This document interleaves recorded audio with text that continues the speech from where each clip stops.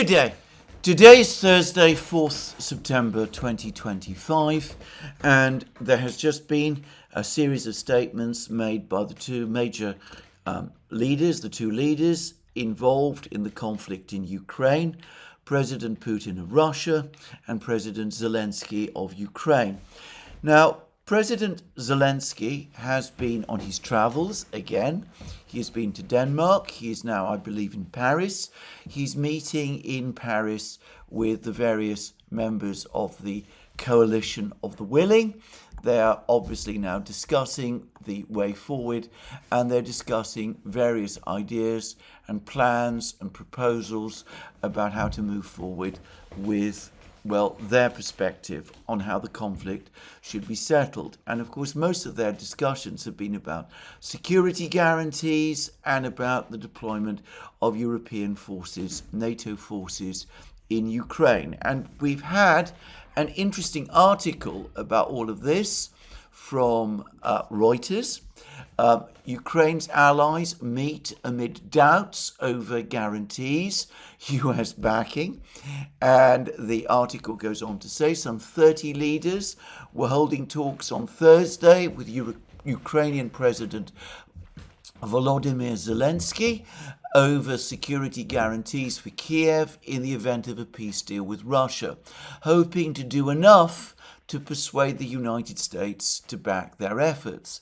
The summit in Paris of the Coalition of the Willing brought together leaders from Europe, Australia, Japan and Canada, with even neighbouring countries choosing to attend by video link. Members of the coalition, which does not include the United States, have talked for months at various levels to define their prospective military support for Ukraine to help deter Russia from attacking it again if and when there is a final truce, currently still a remote prospect. But those efforts have stalled as governments have said any European military role would need its own US security guarantees as a backstop. President Trump has made no explicit commitment to provide those. Well, if you heard that story before, I'm not surprised because I've heard it many, many times. Ever since February, we've been having the same discussions in Europe. Discussions about deployments of European forces in Ukraine. Sometimes they're called peacekeepers. Sometimes they're called ceasefire monitors. They've been called a reassurance force at various times. There's endless debate about the makeup of these forces, about the participants in these forces. It's widely accepted that Britain and France will provide the most significant contributions, but there's never any debate, or there's never any final agreement or confirmation as to what the makeup is going to be. And we constantly hear about how other European countries are skeptical about this idea, and that the idea anyway is not workable unless there are US security guarantees for the European force that is going to be deployed in Ukraine.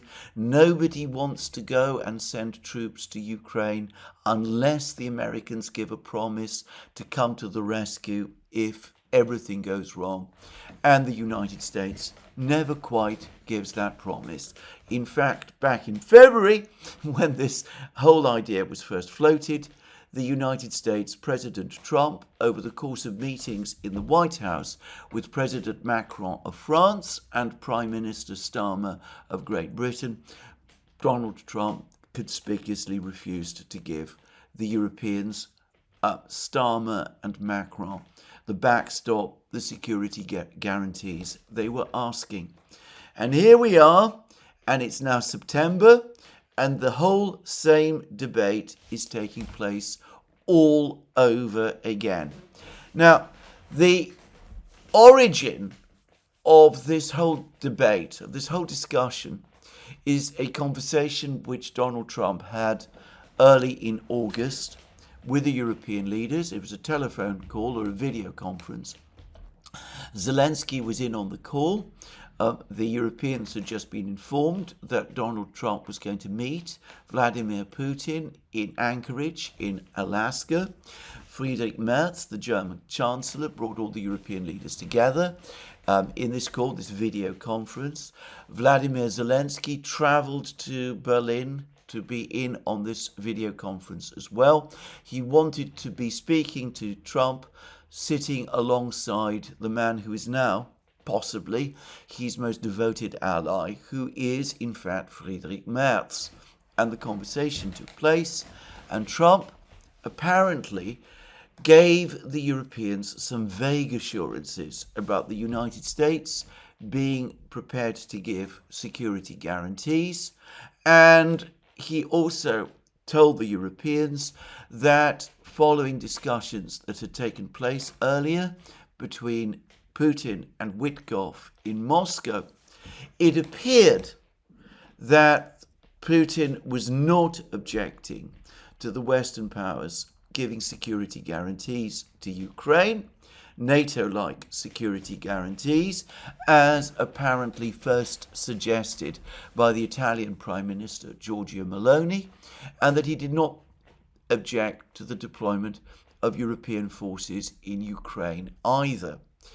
And, well, we've learnt in subsequent articles which have appeared in the Western media that the Europeans were not wholly convinced by Trump's account of what Putin was supposed to have said, but nonetheless alarmed about the prospect of a meeting between Putin and Trump.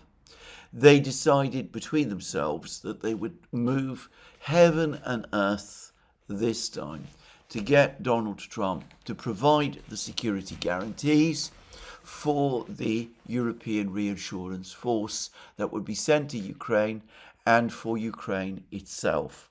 And when they went to Washington, the Monday after the meeting between Putin and Trump in Alaska, this was their primary purpose. They learnt to their dismay that Trump had agreed with Putin that the previous American proposal that there be a ceasefire, an unconditional ceasefire in Ukraine, a freezing on the conflict in Ukraine, that American proposal had been dropped by the United States.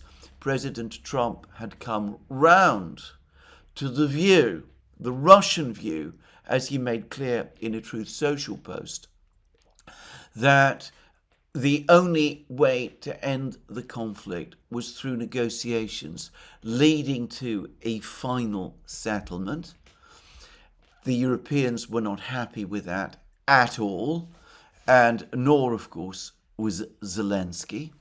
But anyway, the fact that the Americans had dropped the demand for a ceasefire, which had been previously made to the Russians, made the Europeans even more determined to get Trump, to get the Americans to agree to the security guarantees and the backstop for the European forces in Ukraine.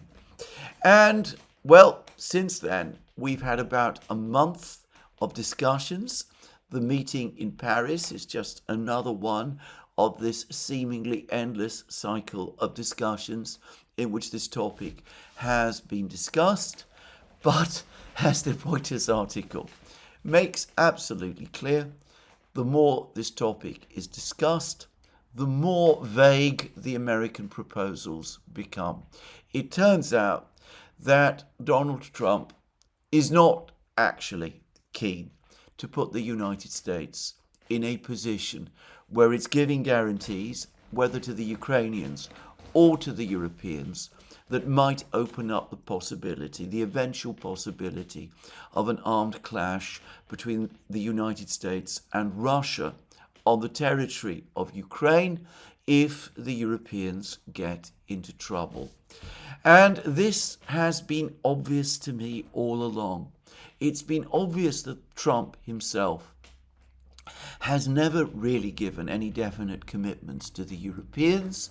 And we've had reports, I believe they were in Reuters, that Elbridge Colby, the US Assistant Secretary of Defense, actually told the Europeans that any role that the United States might play in this whole enterprise of giving Ukraine security guarantees, giving the Europeans their long desired backstop, any role the United States would play would be minimal, and that the United States still has no intention of getting itself into a position where it has commitments to come either to the Europeans' defense or to Ukraine's defense in the event that there might be a clash between the United States and Russia. Despite that, despite those warnings, this caravan of discussions on this tiresome topic has continued, and we've now had this meeting in Paris. And this article in Reuters tells us that yet again, this whole idea, this disastrous idea, is in the process, once more, of colliding with reality. That the Americans are proving vague. President Donald Trump, has made no explicit commitment to provide those. In other words, the backstop, the security guarantees. That's from Reuters. It is not from me. I have been saying it for weeks. The Europeans are unable to pin him down. The Europeans are unable to pin other members of the administration down either. The Pentagon is obviously hostile to the whole idea, and the Europeans themselves cannot agree about it clearly with each other. There are endless discussions, but the whole thing goes round and round in a circle. I am amazed, I am astonished that this tiresome issue continues to be argued and debated and talked about continuously in this way. It seems that Witkoff himself, I'm taking this again from Reuters, is now in Paris. This morning he's had various discussions with European leaders, but Macron continues to talk about how we are ready, us Europeans, to provide security guarantees to Ukraine for when there is a signed peace, and that it is now a question of seeing how sincere the Russians are. Sincere about what exactly? Because the Russians have consistently always said that this whole idea of NATO-type security guarantees given to Ukraine by NATO states is unacceptable, and that the deployment of European forces in Ukraine is unacceptable. The Russians have never wavered from this position. They have reiterated time and time again. But anyway, Witkoff is there. He's no doubt going to provide whatever reassurances he can. He's going to tell the Europeans perhaps some of what they want to hear. But clearly and obviously, the kind of cast iron commitments that the Europeans are looking for are not going to be provided. So what does this all have to do with Zelensky, who is there at this meeting in Paris? Well, Zelensky finally is now starting to express doubts. He's talking about how there's no actual action on this plan. He's suggesting that rather than the Europeans talk incessantly about deploying European forces in Ukraine, European forces which never quite materialize or even cohere, perhaps the better thing than that, and superior even to providing Ukraine with security guarantees, would be to arm and supply the Ukrainians up to the level where the Ukrainians are sufficiently strong to take on the Russians by themselves. Now that, of course, is to demand the impossible. We'll come to what Putin has been saying about the situation on the battlefronts, but I will express my own very clear view, which I have held to ever since the start of this conflict, the armed conflict, which began in earnest in February 2022, that there is never a situation which is going to arise when the Ukrainians are going to be capable of taking on the Russians by themselves. However many weapons, whatever amounts of training, whatever money the West gives to Ukraine, the simple reality is that Russia is a great power and Ukraine obviously is not. And given the strength of Russian resolve, about which more soon, there is never any way in which the massive imbalance of power as between Ukraine and Russia can ever be redressed in Ukraine's favour, short of providing Ukraine with nuclear weapons, which admittedly Zelensky has floated on occasion, but which is obviously unacceptable to the Europeans and to the United States. So, anyway, Zelensky nonetheless continues to beat this drum. More weapons, more money. He's been calling for this, I think, literally from the day the special military operation began. As events have gone badly wrong, as they've got worse and worse, his demands in this regard have continuously increased, even as the Americans start to show less and less enthusiasm for supplying Ukraine with money and weapons. Zelensky's demands continue unabated, and the Europeans always, in the end, seem willing to provide them. So anyway, that is one thing that Zelensky has been saying, but he's been saying something else, or I think more properly, his officials have been saying, which is that Ukraine does now accept, or at least is prepared to consider, the possibility of freezing the conflict along the existing lines. There's even some Ukrainian officials that are now talking about the Korean scenario, the situation where the Koreas were divided along the 38th parallel, North Korea as a communist state, South Korea as a Western-aligned pro-American capitalist state. And this situation, which, by the way, was intended to be temporary when it was agreed in, I believe, 1954, has continued indefinitely since then. There's never been a peace. It is perhaps the most frozen of all frozen conflicts. It continues indefinitely, as always. And, well, Zelensky now says maybe, or at least his officials are now saying, maybe this is the way forward. Zelensky, Ukraine, will never give up their claim to their lost territories, what they call their lost territories. Crimea, the areas of Donbass, Zaporozhye and Kherson region that the Russians control. Obviously also whatever territories in Kharkiv, Sumy and Dnipropetrovsk region the Russians control. The Ukrainians will never recognize those territories as Russian de jure or even de facto. But they will go along with the fact that the Russians are there, and they sort of accept that that is what will continue.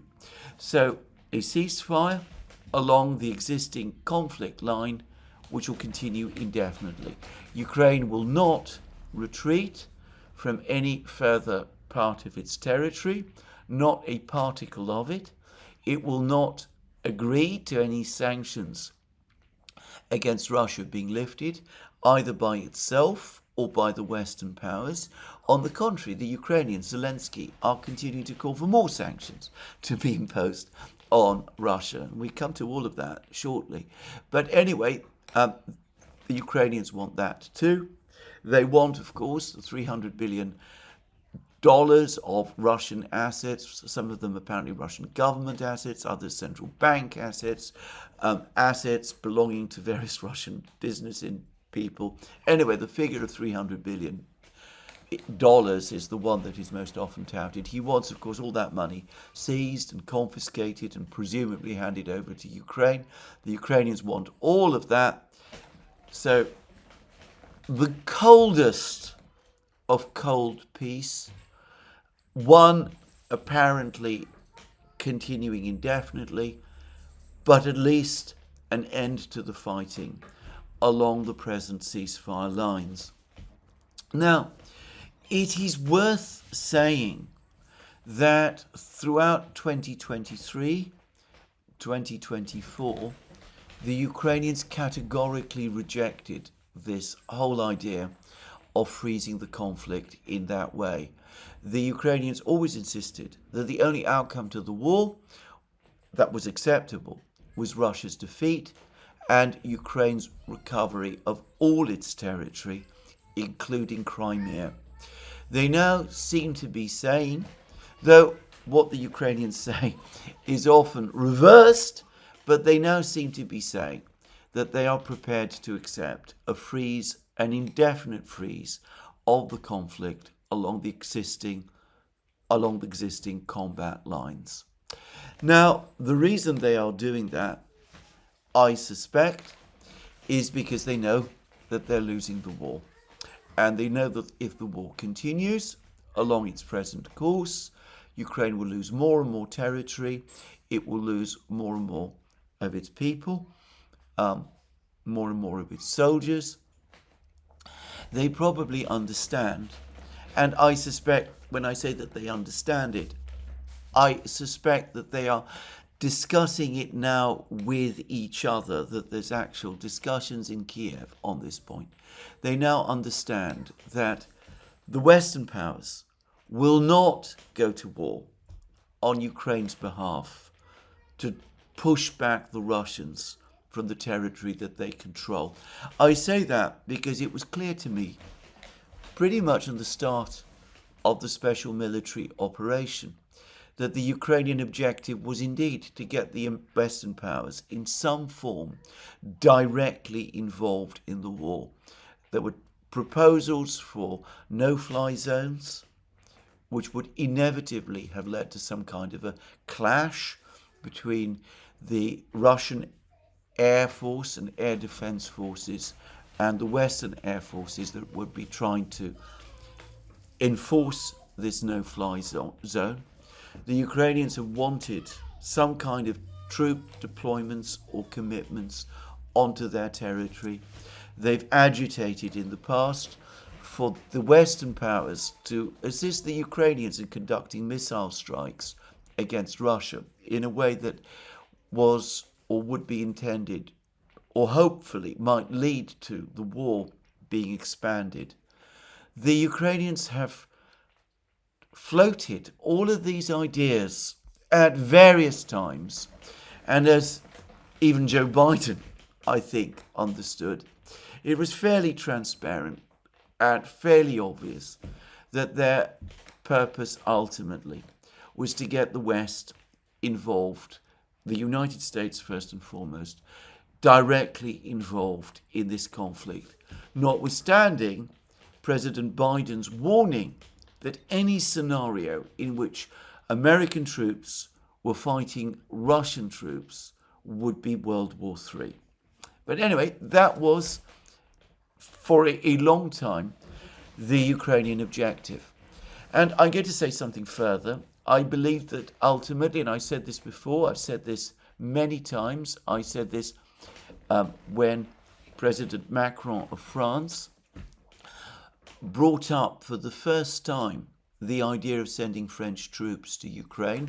This was in early 2024, after the Russian capture of the fortified town of Avdiivka.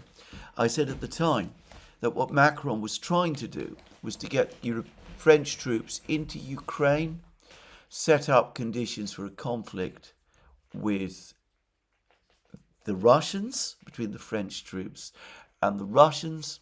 At that point, the French would ask the Americans to intervene, and that obviously was something that the Ukrainians also wanted, and that it was hoped would lead to the United States becoming directly involved in the conflict.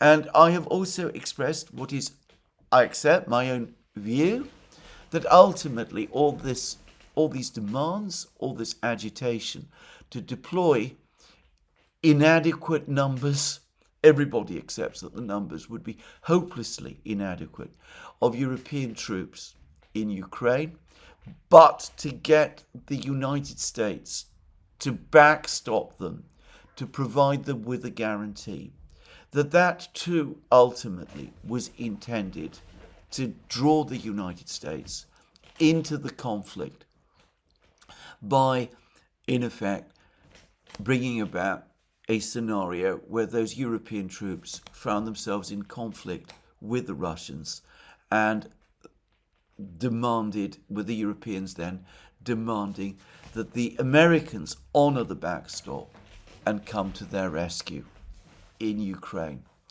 Well, I read these latest comments by the Ukrainians that they're prepared to accept the idea of a frozen conflict as their grudging acceptance that not only are they going to lose the war if the war continues in the way that it is, but that the conflict, the direct clash between the United States and Russia that they have been trying to set up is never going to happen, and that the United States will never give the Europeans the kind of backstop the Europeans are demanding, and that the European forces will never be deployed to Ukraine in the way that the Ukrainians want.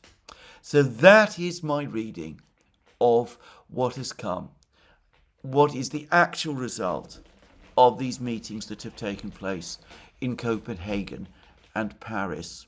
It was notable that Zelensky himself seemed unhappy about the fact that all he was hearing was talk, that this has been an unending discussion, and he's finally, I think, come to understand that this proposal to deploy European troops with an American guarantee and backstop to Ukraine will never happen. It takes something. It is truly an extraordinary comment on the illusions of some of Europe's leaders that it has taken no less a person than Vladimir Zelensky of Ukraine, who is by no means someone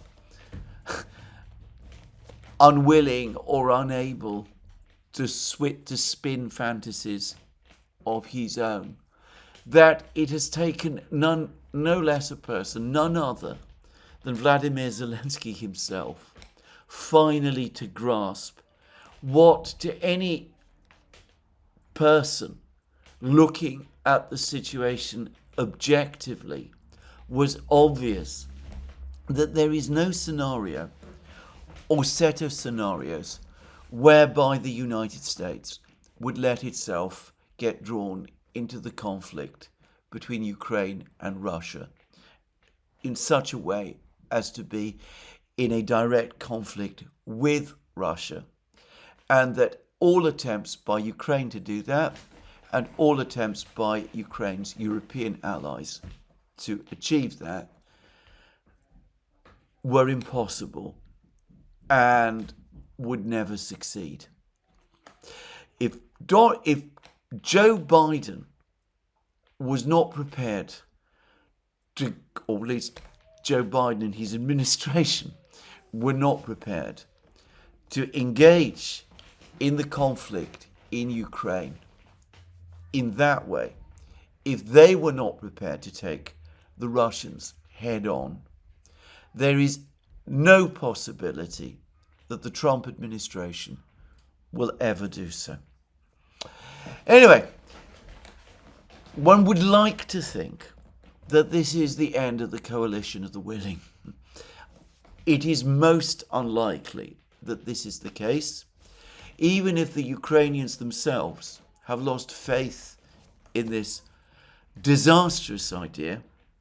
I cannot imagine any scenario where Starmer and Macron themselves will drop it. Too much of their time and energy and reputation has been invested in this project, and they will no doubt keep it going, and they will no doubt continue to do so, even as the prospects of it ever being realised fade away like the mist in the morning on a sunny day. Now, I say that, I've discussed how, in my opinion, all of these meetings, all of these discussions in Europe are a colossal distraction from European leaders, given the situation, the mounting problems in their own countries and across Europe as well. We've had further signs of this. In Britain, there is, well, I wouldn't call it a political crisis, but there is a difficult political situation arising from the fact that Starmer's deputy, the deputy leader of the Labour Party and a member of his cabinet, Angela Rayner, is now apparently in a politically difficult position because she's been caught underpaying tax on the purchase of a flat near the sea. I'm not going to get into the details of this, in my opinion, deeply uninteresting so-called scandal. The point is that Angela Rayner has been a central figure in the government. She's not particularly close to Starmer. In fact, it's widely believed that they don't particularly care for each other.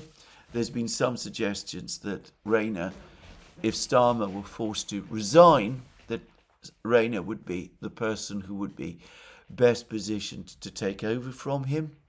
And it's also said, though I have to say I see little evidence of this, that Rayner is politically to the left of Starmer and has been uncomfortable with some of his domestic politics. My point is simply this. Rayner is a senior member of the government, a very well-known member of the government. The media in Britain today are talking about the possibility that she might be forced to resign from the cabinet. This would be a major political event, perhaps not a very interesting one, perhaps not one that threatens Starmer's own position, but it does make for uncertainty and instability ahead of the British government's budget statement, which is expected later this autumn, the difficulties of which I have discussed in many programs. Again, I would have thought that a much more useful job for the Prime Minister to be doing at this particular time was to be in London to handle the Angela Rayner situation. And if she does have to step down to make sure that whoever takes over from her stabilizes the government rather than further destabilize it. That, or so it seems to me, is the Prime Minister's job. It's much more important than wasting time in Paris discussing the same things again and again and again, the same things which will of course never happen. But anyway, Starmer doesn't seem to think so, nor does Macron, of course. Macron is much more concerned, or so it seems, with the Ukraine issues than he is with this situation back home, where it is likely that on Monday the Prime Minister who he appointed is going to have to resign, and the government is going to collapse, as it is likely to lose a vote of confidence in the French Parliament over its budget. That is less important than discussing this ill-starred project of sending troops to Ukraine, which and making rude comments, rude statements about President Putin of Russia and about Russian sincerity over an issue about which, as I said, they have been constantly consistent. Anyway, since I'm talking about the European leaders, obviously Merz is also a part to these discussions, and I would just say briefly that there has been a ferocious attack on Merz from the Russian intelligence agency, the SVR. This has come probably as a response to a succession of increasingly insulting comments that Merz has made about President Putin of Russia, whom he has just called a war criminal, and increasingly aggressive statements that he has made about Russia altogether. Merz, for example, has recently said that the way to deal with the problem in Ukraine is to bring about Russia's exhaustion, that the way to do that is by intensifying further economic pressure, doing that through secondary sanctions. We'll discuss this in a moment. Sanctions, in other words, on Russia's main trading partners, and that this is perhaps more likely to achieve results than expecting a military victory in Ukraine. Anyway, Merz has been making these various statements, and as I said, the Russian intelligence agency, the SVR, has published a very, very critical report indeed about him. And it says, perhaps predictably, that Merz is pathologically anti-Russian, that he is obsessed with Russia, that he has been educated in dislike of Russia by members of his family who participated in the war, in the Second World War, in the German army against Russia. I have to say, I don't like any of these comments in the SVR statement. How can the SVR know what members of the Merz's German family told Merz and how that might have influenced him? I mean, this is all speculation, and I don't think it's an appropriate and proper thing to do. But anyway, never mind, the SVR has done it. And more interestingly of all, the SVR made two further claims. They claimed that Taurus missiles are indeed being supplied to Ukraine, despite continuous German denials, that this has been done by Merz himself, at the instigation of Merz himself, after promises he made to Zelensky that the Taurus missiles would indeed be provided to Ukraine, and that Merz is pretending that these missiles are Ukrainian, even though this will be a threadbare claim, because it will be obvious immediately to the Russians that these are indeed Taurus missiles, even if they come with a Ukrainian badge and code numbers plastered on them. And it will be obvious to the Russians as well that the Germans are involved in their launch. Anyway, that is what the SVR has said. I've speculated about this possibility myself in the past. I've in fact gone further than speculated. I thought it might actually have happened that way. But I've even said in one program, as I remember, that I believed that it was likely that the Taurus missiles had already been supplied and were in Ukraine already. We got thereafter the denials from the Germans, which I accepted. But here we see the denials from the Germans that the Taurus missiles had been supplied to Ukraine and would be supplied to Ukraine. But here we see the SVR reopening this whole story. They may be right, they may be wrong, I don't know. If they are right, obviously it won't surprise me, but I have no information either to confirm or deny this part of the claim that the SVR is making. Anyway, that is one claim that the SVR is making, and I don't know whether or not it is true, though, as I said, it might be.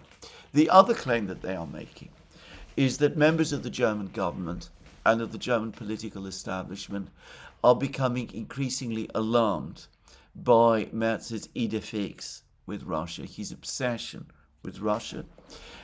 There are supposedly whispers within the German government about this, about the fact that the Chancellor seems to be more focused on conducting his feud with Russia, and that there is growing frustration that the Chancellor, Friedrich Merz, as a result, is so focused on Russia and on the conflict in Ukraine that he is neglecting the already and pressing matters in Germany itself.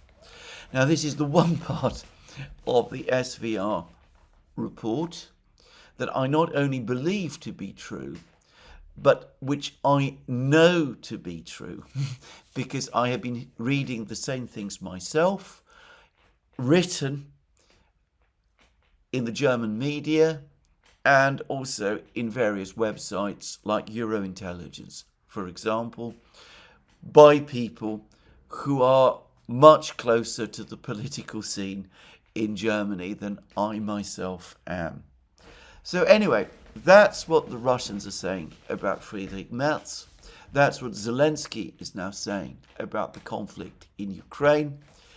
The Europeans, as I said, going round in circles, but Zelensky finally perhaps accepting that the clash between America and Russia will never happen, that the Europeans will never come to Ukraine's rescue, that the only way out for a Ukraine which is losing the war is through a freeze of the conflict, an indefinite freeze of the conflict along the existing conflict line. Now, that now brings me to the other leader who has been speaking, and that, of course, is President Putin of Russia.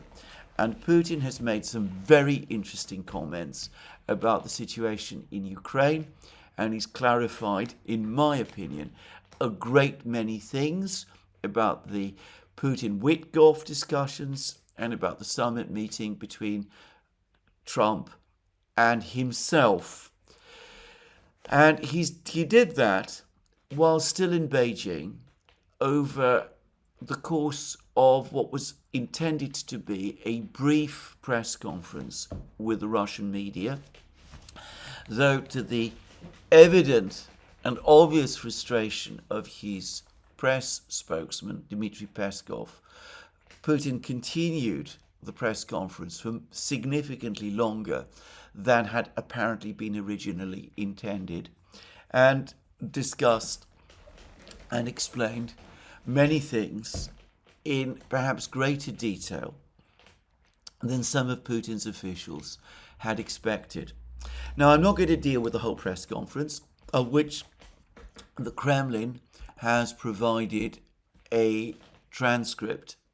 What I would say is that the press conference dealt with many issues. It dealt with what was discussed at the SCO, Russia's relations with its friends, China, India, and the others, the question of secondary tariffs, the threats of secondary tariffs by the Western powers against Russia's trading partners. Putin said that this was barely discussed, barely touched on in the various meetings that have taken place in China. And I believe him on this, by the way. I think that Xi Jinping and Modi would not talk about such matters in any detail with Putin, because as far as they're concerned, this is a bilateral matter between them and the United States, and they would see it as undignified to talk about topics like this with the Russians. Just saying. But anyway, Putin said that.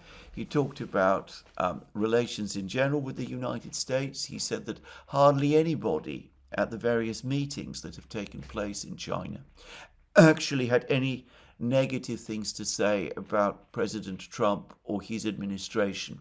It was not true, as President Trump suggested in a rather unfortunate Truth Social post, that all of the leaders that had come there to plot against the United States. About that, by the way, I am sure he's right. He's telling the truth also. But anyway, what I am going to focus on in this program is what Putin had to say about the Ukraine conflict and about the military situation. Now, the first thing he was asked, well, he was asked many things, and I'm not taking these in the particular order that he said, but he was asked about the mood of the military in Ukraine, the men and the military leaders who are fighting. The question was, you regularly receive reports on the battlefield, and we are aware that you regularly communicate with commanders and service members in the trenches. What are they saying about peace? Are they prepared to accept a ceasefire, these agreements, or are they insisting on fighting to the very end, the victorious end? And Putin said, the overwhelming majority of them, I want to emphasize this, the overwhelming majority of them are in favor of Russia achieving all of its goals that were outlined at the beginning of the special military operation. Everything else is of secondary importance. How? It is better, of course, to do so by peaceful means. We have repeatedly offered this to the opposing side. Let us see how this process unfolds, including with the assistance of the current administration in Washington. And this takes us back to the question of resolve. There have been circumstances, discussed earlier in this program, the enormous imbalance of power between Russia and Ukraine. The only way that Ukraine can defeat Russia in the end is not through supplies of weapons or money from the West. It is if the Russians themselves finally decide that the war is not worth fighting, if their motivation drops. I and many others have mentioned in the past that this is most unlikely to happen, because for the Russian elite and for a critical mass of Russian society, the conflict in Ukraine is an existential matter, and the Russians will therefore keep fighting until their objectives are achieved. Any expectation that they will give up before is wrong. And any policies based on that expectation will fail. Well, here you see Putin saying this. He says that he's in touch with the military. The military want to see the job done. By the way, I am confident that in this, Putin is telling the whole truth.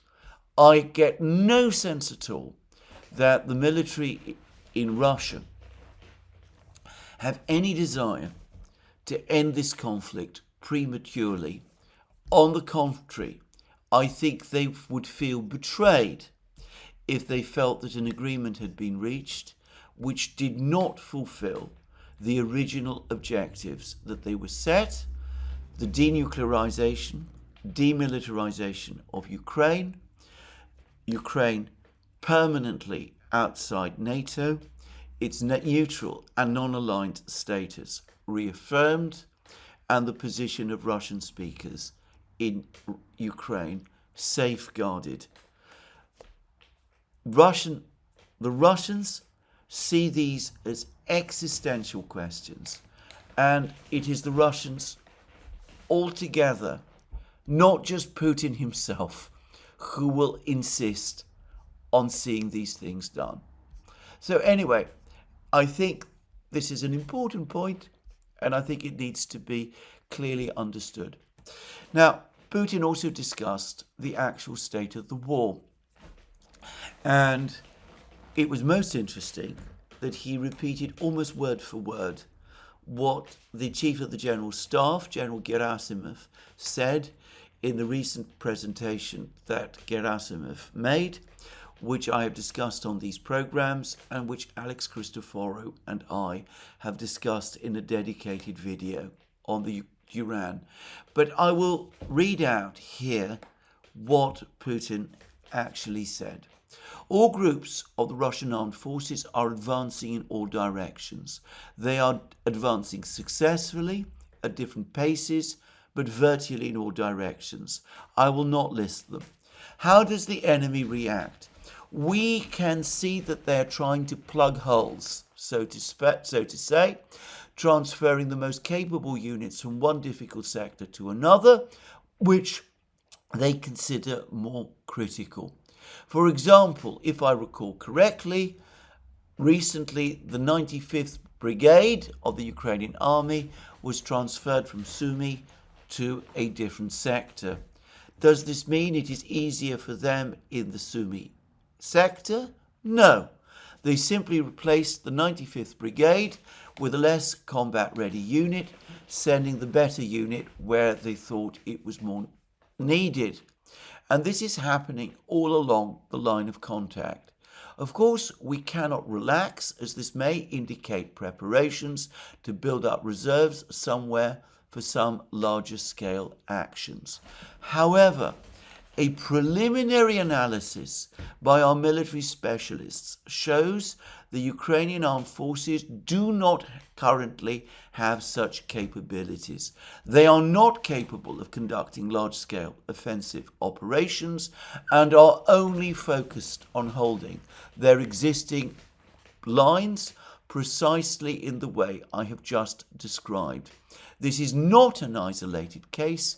This is happening across almost the entire line of contact. It shows what both we and Western experts have noted. The Ukrainian armed forces are increasingly running out of reserves, with combat-ready units staffed at no more than 47 to 48%. The situation for them is at a most critical point. Nevertheless, combat operations remain difficult, and therefore we should refrain from making predictions. The analysis stands as I have just outlined it. What Putin is describing here is what I have discussed in many programs. I coined the expression aggressive attrition.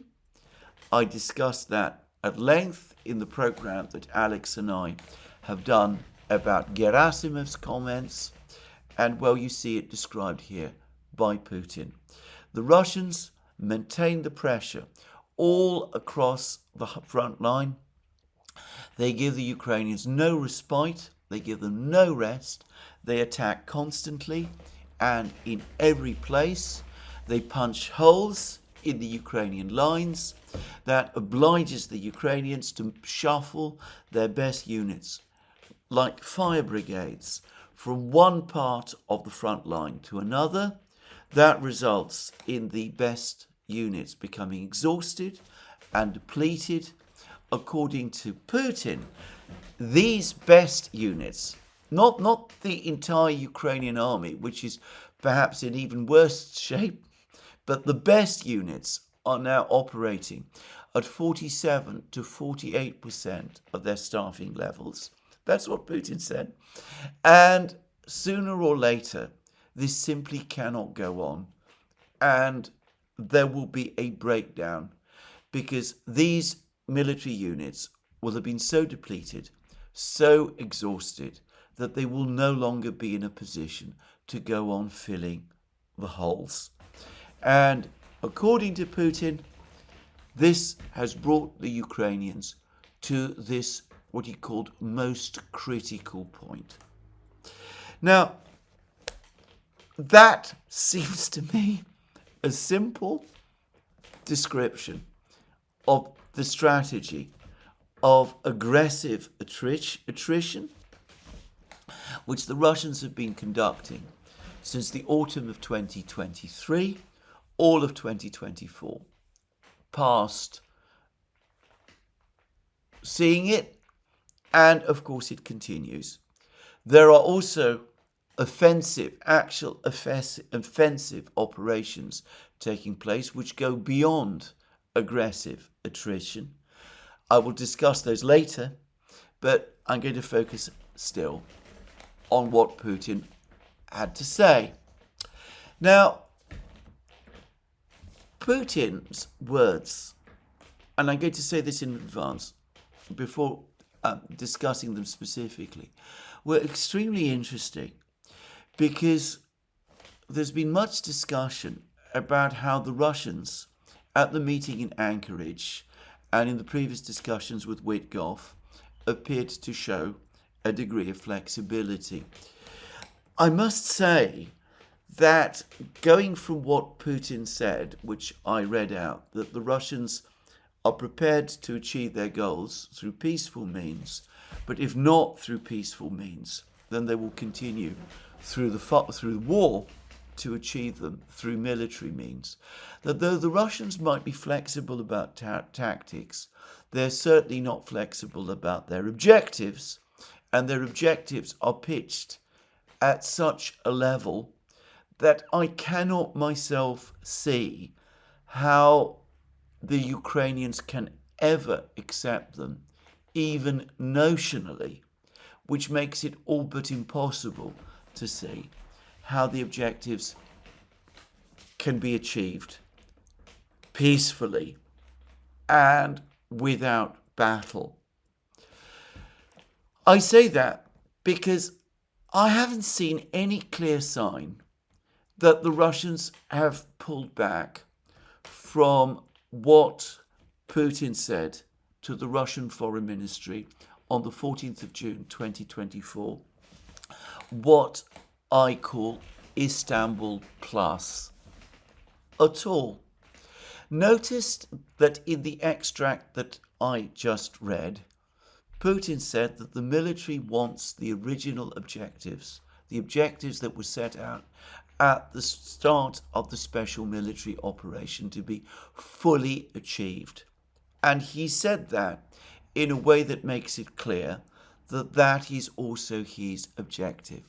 And I set out what those were: neutral, non-aligned status for Ukraine, denuclearization, demilitarization, protection from Russian speakers, the end of the ideology of the ultranationalists in Ukraine and their role within Ukrainian society. These are demands pitched at a level which the Ukrainians can never accept. At the start of the conflict, back in February 2022, in terms of territory, it was about protecting Donbass, the two breakaway republics of the Donbass, the Donetsk and Lugansk People's Republic. And at that time, those two republics, according to the Russians, were sovereign independent states. They were not yet part of Russia. But Putin has made it fairly clear that that is not the position, the original position, which the Russians are prepared to return to now, because he talked about how the Russians, for them, it's not just about the war, it's not just about territory, it's about protecting the rights of the Russian people in Ukraine, the rights of these people to speak their own language, to live their own lives in Ukraine, as they have always done, and as their ancestors on the same land always did. Anyway, Putin said all of that, but he also discussed the situation in the four regions. And he said that the four regions have held referendums to join Russia, and this is now a matter of principle of these people expressing their intentions democratically through the process of democracy, and that must be accepted. There cannot be, under any circumstances, any retreat from that. That is what Putin said over the course of the press conference. Now, nowhere in this press conference does Putin ever say, for example, that if the Ukrainians withdraw from Donbass, from Donetsk and Lugansk, if they give up Slavyansk, Kramatorsk, Konstantinovka, Pokrovsk, Siversk, and Liman, and all of these places, nowhere does he say that if they withdraw from these places, the Russians will agree to a freeze on the current line of contact in Zaporozhye and Kherson. What he says instead is that there was a referendum, these regions voted to join Russia, and their will on this must be respected. It must be put into place. Well, perhaps over the course of the discussions with Witkoff, the idea of a potential Ukrainian withdrawal from Donbass and a ceasefire in other places was floated, and maybe the Russians didn't shoot it down. But I cannot see myself how these words of Putin's can be understood in any other way than as a statement that these regions must eventually, in their entirety, become part of Russia. The meaning of Putin's words on this point, at least, seems to me to be completely clear. Now, Putin, of course, had a lot to say about the various other issues that have come up in the Ukrainian conflict. And again, he provided quite a lot of clarity, so now let's proceed with those. Now, he was asked a question by Pavel Zarubin, who is his favorite journalist and who is the person who interviews Putin regularly and who has seemed to me for some time to be essentially a member of Putin's entourage rather than just a simple journalist. Anyway, he was asked a question about whether or not it was appropriate for Russia to accept that one day Ukraine might become a member of the European Union. This is an interesting question, and this is Zarubin's question. You often speak about the root causes of the Ukraine crisis, and yesterday you mentioned this as well when they started dragging the country into NATO. But now we can see that European leaders who declare and discuss certain security guarantees for Ukraine are almost entirely focused on deploying their troops there, while many of them continue to insist on Ukraine's accession to the EU. However, we can see that the European Union is quickly turning before our very eyes from a once economic union into a kind of military political bloc with practically non-stop aggressive decisions and aggressive rhetoric. How would you comment on these developments? Now, this is, I think, a major issue, a very hot wire issue in Russia, because of course in April 2022, at the time when the original Istanbul Agreement was agreed, the Russians said that they had no objection to Ukraine joining the European Union and would indeed even support Ukraine's application to join the European Union. Since then, the European Union has imposed 18 packages of sanctions against Russia. It has pursued and conducted an extraordinary campaign rhetorically against Russia and in also many international forums. It lobbies against Russia in every conceivable place and venue. And of course, it is increasingly developing a military and defense and security aspect. And several Russian officials have made fairly clear that they think that the European Union, as it currently is no longer just the economic bloc that Putin has talked about in the past.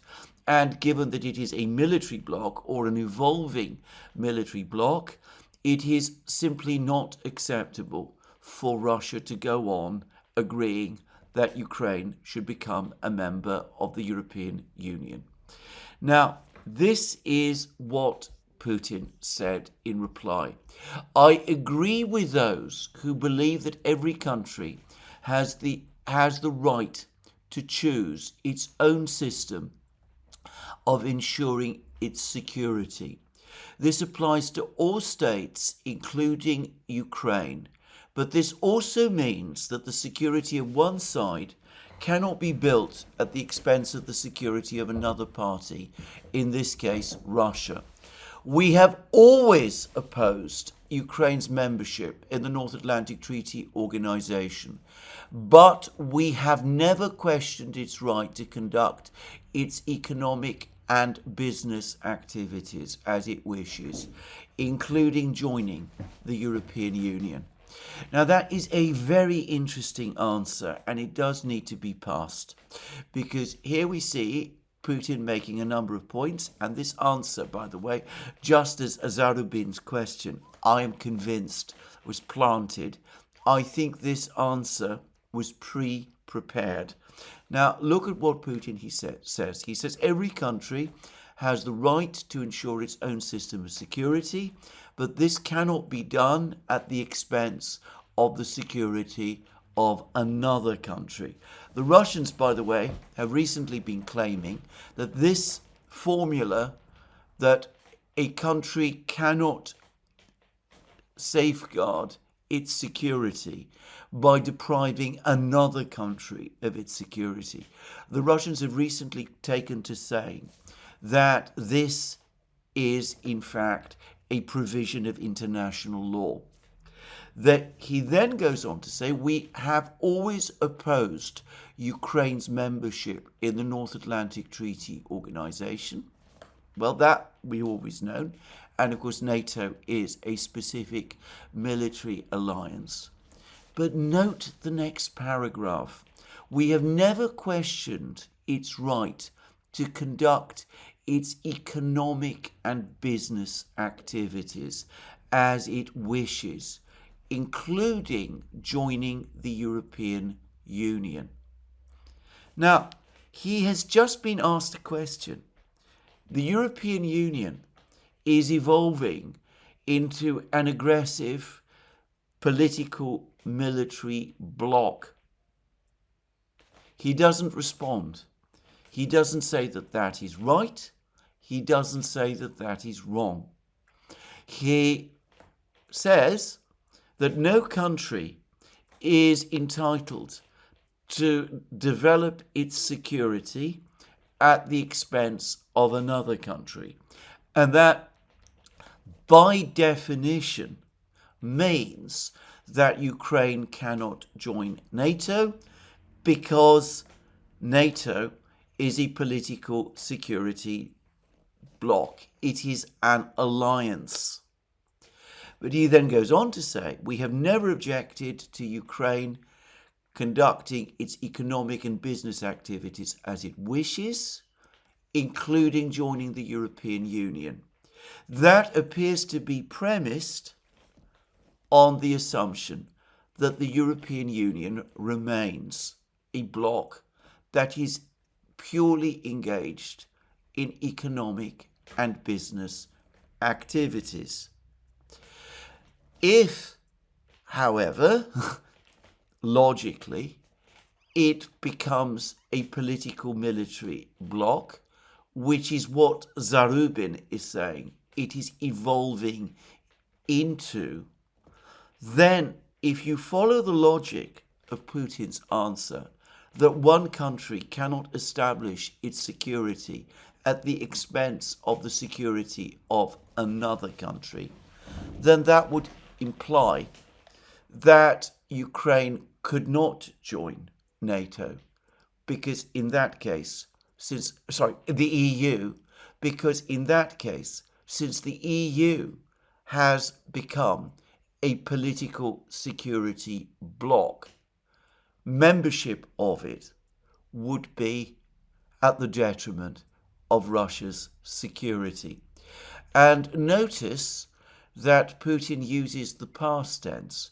We have never questioned Ukraine's right to conduct its economic and business activities as it wishes, including joining the European Union. It is a statement about the past. It is open as to whether it is still a statement about the present. My sense is that Putin, following the lead of other Russian officials, Medvedev and Lavrov, is gradually edging away from a position where Russia continues to support Ukraine's membership of the European Union. For the moment, the Russian position continues to be that it can. That's their official position. But if you follow carefully the logic of Putin's answer, I am not sure. In fact, I strongly doubt that that will continue for much further. Now, I ought to say that in even floating the possibility of Ukraine being able to join the European Union, Putin is at something of a limb. Or to put it otherwise, I think he's at risk of becoming isolated within the Russian leadership. Medvedev and Lavrov are increasingly saying the European Union is becoming a hostile alliance, and I suspect most of the members of the Russian Security Council and the elite in Russia agree with them rather than with Putin on this issue. Putin, who is a lawyer, who chooses his words extremely carefully, is now opening a way to retreat if he decides that this position that he has of Ukraine joining the European Union no longer has support within Russia's leadership and is no longer in Russia's national interests. So a very, very interesting point by Putin, a very interesting answer by Putin. I'll be interested to see whether others like, say, Ray McGovern, the former chief CIA analyst who also knows how to pass Russian comments carefully, whether he concurs with my view on this. Now, Putin also discussed the question about security guarantees. And I have to say that here he really is talking, in my opinion, with a very complex, almost a forked tongue, because he says that security guarantees are a natural necessity, as I often stress. We proceed from the fact that every country should have them. Every country should have security guarantees. Of course, most countries around the world do not have security guarantees. Every country, however, should have them. A security system, and Ukraine is no exception. So he says that. But he also goes on to say that, of course, any security for Ukraine cannot be at Russia's expense. So yes, Ukraine can have security guarantees. It has every right to decide on its own security. But in fact, he's imposing conditions. He says that the security that Ukraine can receive, the security guarantees that it may get, must not be at the expense of Russia's security. And they certainly cannot include joining hostile military alliances, hostile to Russia, that is, which obviously includes NATO, and it might include eventually the European Union as well, just to say. But then Putin goes on to say that he was asked specifically the question whether in the discussions in Anchorage and in his discussions with Witkoff, there was an agreement, there was some kind of informal agreement that the Russians would agree to Ukraine being given security guarantees in return for territory. That if the Ukrainians pulled out of Donbass, in return the Russians would allow the Western powers to give Ukraine security guarantees. Now this has been floated, that the Russians signaled this agreement by many people in the media in the West, and it ultimately derives from things that Donald Trump himself has said. Well, Putin denied that categorically. He said that we do not tie security guarantees to land swaps. He said this in the clearest terms. He said we do not tie the issues of territory in with security guarantees. Of course, one can argue that these topics are related, but we do not directly tie them together. The issue was not even framed like that during the discussion in Anchorage. So when people are saying, as I've seen some people claim, that Trump and Putin came to some kind of informal agreement that Ukraine would give up territory and in return receive Western-style security guarantees, Putin is telling us that no, that is not true. It was not even discussed. And then comes one of the most interesting and in some ways waspish parts of this interview, because Putin was then again asked about a potential meeting between himself and Zelensky, and he again said that Zelensky, he doesn't have any objections in principle to this, But then he again went into enormous lengths explaining why he doesn't think that Zelensky is the constitutional president of Ukraine. Briefly, he says that Zelensky has outstayed his term, that a state of emergency such as exists in Ukraine extends the term of the parliament, but it does not extend the president's term. So Zelensky's term ended when it was due to end in May 2024, and he has been president of Ukraine unconstitutionally since then. And he discusses how the Ukrainian Constitutional Court was in effect prevented from ruling on this question about whether Zelensky is entitled to be president of Ukraine or not. And he said that the Constitutional Court of Ukraine was locked out of its room so that it wasn't able to make a decision. And he said that the president of the Constitutional Court has had to leave the country. And he also said that because members of the Constitutional Court have not been picked, the Constitutional Court itself isn't effectively functioning even more. I should say that in terms of the Ukrainian Constitutional Court, he is absolutely right. About whether Zelensky is the constitutional president of Ukraine, I've already expressed my view. I think it's for Ukrainians to decide, not for Putin, just to say. But anyway, the point is that Putin is the president of Russia. His armies are advancing in Ukraine. He is in a conflict with Ukraine. He is the person who must decide or will make the decision, one of the people who will make the decision when the conflict ends. And irrespective of whether he has a right to decide whether Zelensky is the constitutional president or not, what he says and thinks about this matters. And you could argue, you could say, I think, that he has, by right of power, the ability to state his view and to make it effective as well.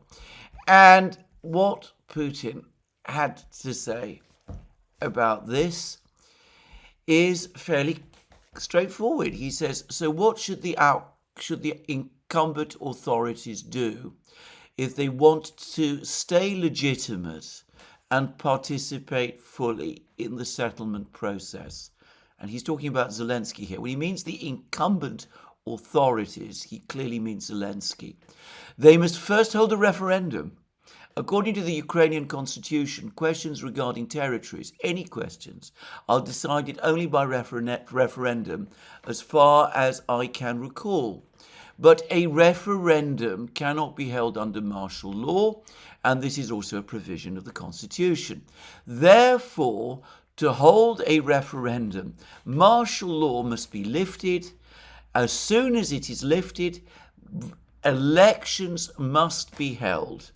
And this process would drag on and on. The outcome of the elections is unclear, but whatever it may be, a corresponding ruling of the Constitutional Court must be obtained as stipulated by the fundamental law. How can a ruling from the Constitutional Court be obtained when, after the authorities demanded that this very Constitutional Court of Ukraine confirm the renewal of the president's powers, and it essentially refused to do so? Do you know what they did in Ukraine? It looks laughable, and then he discusses what happened to the Constitutional Court. And then he goes on to say that, therefore, the president, Zelensky, cannot rescind the state of emergency because he's not the constitutional president. The Constitutional Court cannot make a ruling because it is, in effect, prevented from doing so on any of these questions. If Zelensky does want to move forward, he has to end martial law, though it's debatable whether he can. He must then hold elections. He must then hold a referendum to ratify the terms of the agreement. And then he says that meeting with the current head of the administration, notice this is what he calls Zelensky, the current head of the administration, let us put it mildly, is a road that leads nowhere. If a meeting in question is well prepared and may potentially lead to positive results, we can have it. And I've never turned this idea down. By the way, Donald asked me, if possible, to hold such a meeting. I told him it was possible. After all, if Zelensky is ready, he can come to Moscow and we will have such a meeting. There was a suggestion earlier, I remember a couple of days ago, that Putin had offered to meet Zelensky and had suggested Moscow as a venue. But we could see that Putin was being facetious. These comments put this question beyond any reasonable doubt. Putin doesn't think that a meeting with Zelensky in any format serves any useful purpose. Zelensky, according to Putin, is not the head, the constitutional leader of Ukraine. He is at best the current head of the administration.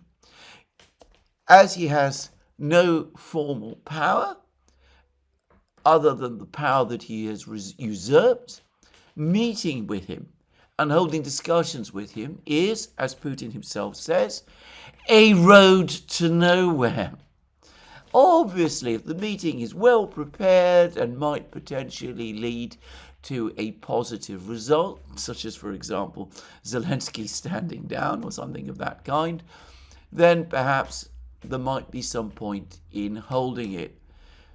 But clearly, Putin doesn't think that this is an attractive idea. It's not something that he particularly wants to do because he doesn't see that it has any useful purpose. He doesn't really believe that a meeting with Zelensky can ever produce any positive results. In fact, it is, as he puts it, a road that leads nowhere. So I would say that this is a definitive rejection from Putin of a summit meeting between himself and Zelensky. I say definitive. Maybe that's too strong a word. He does leave the door a little ajar. But basically, he doesn't think Zelensky is the legitimate leader of Ukraine. He doesn't think that Zelensky is in a position to agree to anything. He wants, essentially, Zelensky to depart the scene. He believes that there has to be an enormously complicated process with a referendum and new elections to decide on a legitimate and stable system of power in Ukraine, capable of signing off on any agreement. He floats the idea that the Speaker of the Parliament, the Ukrainian Parliament, might play some role, but he doesn't spell it out properly. And he's brought up this idea of referendums and lifting of martial law and elections and all of those things. But note that he expects all this to happen without a ceasefire because he's ruled out a ceasefire and got Trump to agree to this. And can Ukraine realistically do all of these very complicated things that Putin is demanding unless there is at least some kind of cessation of hostilities in effect? Not just elections, and presumably, and in fact they would have to be, elections both of the president and for the parliament, but also a referendum to ratify the terms of the settlement as well. I don't believe that Putin believes that any of this is going to happen. I reading these comments that Putin has made, I am convinced that he sees this war as ending in only one way, with a military victory. After all, he himself said that the soldiers demand that the original conditions set out at the start of the SMO must be fulfilled. And he has basically said that unless they are, the war must continue. He's not closing the door completely on negotiations, but I don't believe that he has any real faith in them. And as for Ukraine's EU membership, it seems to me that he's already gradually walking away. So there it is. That is where I think Putin stands at the moment. To repeat again, I don't myself see that the meeting in Anchorage has changed the dynamics of the war fundamentally at all, or even of the diplomatic process. What it has done is that it has, at least for the time being, taken this vexed topic of a ceasefire off the table. That is all. The war goes on. Putin says that the Russians have the initiative. They do. I will discuss it at length in my next program. But in my opinion, for the moment, he remains committed to seeing the war through. Perhaps he's even hardened his stance over the last few weeks since Anchorage, and the diplomacy, in effect, is ended, at least for the moment. Well, this is where I finish my program today. More from me soon. Let me remind you again, you can find all of our programs on our various platforms, Locals, Rumble and X. You can support our work via Patreon and Subscribe Star and by going to our shop. Links under this video.